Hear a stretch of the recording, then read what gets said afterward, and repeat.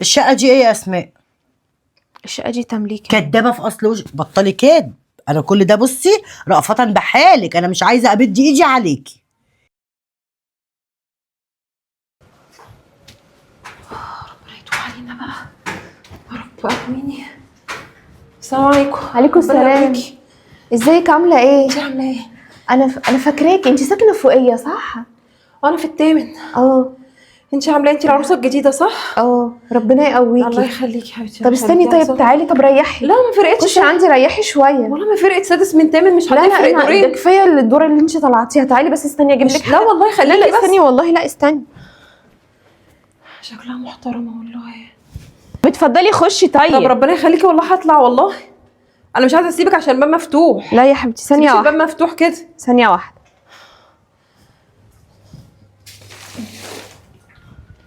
تعالي اقعدي طيب، تعالي اقعدي بس ريحي. لا يا بنتي انا مش هقعد. اقعدي بس فين؟ هجيب لك ميه تشربي تهدي. طيب ثانيه واحده.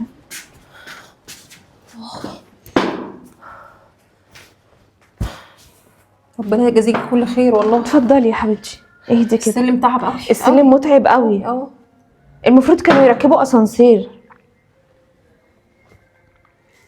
طب هينفع كده قعدتك؟ مش كنتش دخلتي عندي جوه شويه؟ مرة تانية هجيلك. خدي تشربي من زمزم تسلمي. حبيبتي انا هطلع تسلمي. بقى عشان ما اتاخرش اعمل اكل للعيال. على على ويكي مهلك بقى. على مهلك. مش عايزه اي حاجه طيب؟ الله مساعده؟ يخليك. تسلمي تسلمي يا حبيبتي. السلام عليكم. عليكم السلام.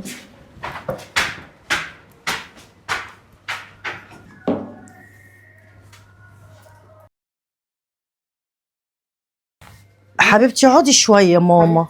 انتي ما لحقتيش تقعدي يا رانيا.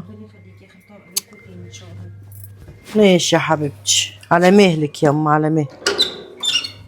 حول ولا قوة الا بالله. سلمي لي على ماما.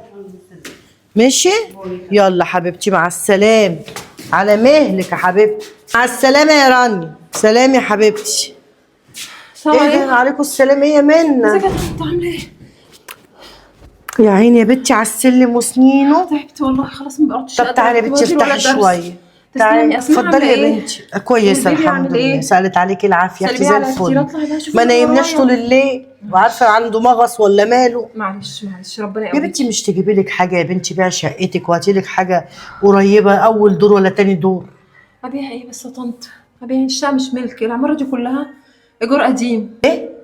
ايوه ما إيجار هنا مفيش قديم؟ حد شقته ملك وايجار قديم. الشقه كلها هنا. يعني انا اسماء دي واخده الشقه دي ايجار قديم؟ ده ما كنتش تعرفي؟ ما اعرفش، هو كله ايجار قديم؟ ايجار قديم، ولو انا طلعت صاحب الشقه هيديني ملاليم. بس فهروح فين واجي منين بقى؟ ادعي لي ربنا يتوب عليا. يلا اطلع اشوف اللي طب ورايا بقى. اتفضلي يا بنتي. الله يخليكي الله يخليكي يا طنط. سلمي لي على اسماء. الله قلتيلي إنه يسلمك. السلام عليكم. ماشي، عليكم السلام ورحمه الله وبركاته. ايجار قديم؟ هي البت كل ده مستغفلاني؟ البت بتشتغلني تقول لي دي تمليك؟ ده انت يومك اسود وعيشتك سودا يا اسماء. اسماء بنتي يا اسماء. ايه يا ماما؟ ايه يا ماما؟ بالراحه الولا نايم. في ايه يا ماما؟ انت عارفه ان انت لولا والده انا كان ليا تصرف تاني معاكي. في ايه اللي حصل؟ يا كدابه كدبت يا في إيه؟ غشاشه. في ايه يا ماما؟ الشقه دي ايه يا اسماء؟ الشقه دي تمليك. كدابه في اصل وش، بطلي كدب. انا كل ده بصي رأفة بحالك، انا مش عايزه ابد ايدي عليكي. يا كدابه في اصل وشك. الشقه دي ايجار قديم صح؟ مين قالك؟ مالكيش دعوه باللي قال لي. الشقه دي ايه؟ ايجار قديم. ايوه مين قالك؟ ردي على قد السؤال. الشقه دي ايه؟ ايجار قديم، بس مين قالك؟ انت همك على مين قال لي يا كدابه؟ كل الشهور اللي فاتت دي وانت بتكدبي عليا وتقولي لي الشقه تمليك وانت يا كدابه واخداها ايجار قديم. جوزك ايه بقى هو اللي مقويكي على كده؟ لا يا ماما، انت ما كنتش عايزه، مش هتوافقي ان هو يجي ويتقدم الا اذا عنده شقه تمليك. ومفيش حد دلوقتي بيقدر يجيب شقه تمليك. ليه يا اختي ما يقدرش يجيب شقه تمليك؟ ليه؟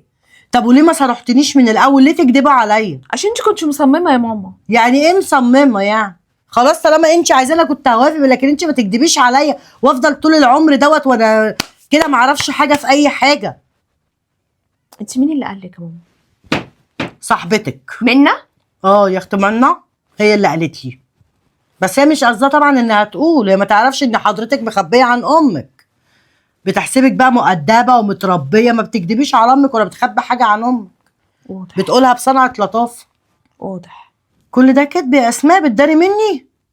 بتداري مني يا اسماء؟ طب وانا كنت هقف يعني في وش سعادتك انا عشان الشقه التمليك ولا الايجار؟ بس كنت صارحيني بدل ما اعرف من الغريبه، كنت قولي لي بدل ما هي بتقول لي وانا اتصدم. عندك حق. ماشي يا ماما، على اذنك انا طالعه المنى. انت مالك طالعه فين يا بنت؟ خدي انت نفسه، طالعه فين دلوقتي؟ طالعه المنى يا بنت انت نفسه، هتروحي فين؟ لا انا بقالي اسبوعين يا ماما. بالك اسبوع يا بنت، تعالي هنا. انا مش هتاخر يا ماما. لا حول ولا قوه الا بالله العلي العظيم. انا مش عارفه طب انا هعمل لها ايه دي؟ ازاي تخبي عليا كل الفتره دي وانا قاعده كده ماليش لازمه؟ هو في ايه بجد يعني؟ انا مش فاهمه بصراحه ربنا. افتحي الباب يا جيداء. ازيك يا جيداء، عامله ايه؟ دي اسماء. ايه ده اسماء؟ عامله ايه يا اسماء يا بنتي؟ ايه اللي جايبك؟ ازيك يا ده منى؟ اللي نزل لك ده، انت تعبانه. السلام عليكم. عليكم السلام. عامله ايه؟ تعالي اقعدي. الحمد لله. يا بنتي في ايه؟ ايه اللي طلعك منى انت ليه قلتي لماما ان الشقه، انا قلت برضه. ليه قلتي لماما ان الشقه اجور؟ وانا حسيت ان انا عكيت اسماء، بس انا ما كنتش اعرف ان انت مش قايله لها. انا هعرف منين؟ عامله مشكله كبيره قوي معايا تحت يا منى. طب انا ما كنتش اعرف اسماء انك مش قايله لها. ما هو ده موضوع زي ده ما يستخباش. في واحده تتجوز ما تقولش لمامتها ان هي عايشه في شقه ايجار.